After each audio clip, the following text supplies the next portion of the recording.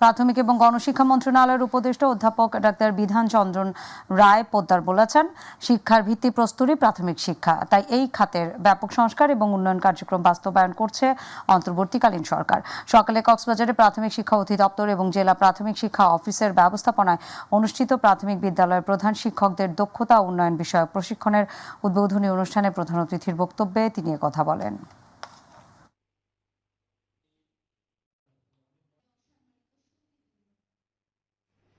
একটা কাজ করে আপনি আনন্দিত হতে পারেন, একটা কাজ করে আপনি দুঃখিত হতে পারেন, একই কাজ।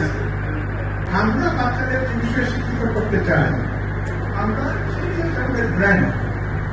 আমরা আমাদের প্রাথমিক শিক্ষার্থীদের স্বাক্ষর করে গড়ে তুলতে চাই, যেন তারা ভবিষ্যতে তাদের মতো করে ভবিষ্যৎ লাভ করতে পারে। এইটাকে আমরা ব্র্যান্ডিং করবো।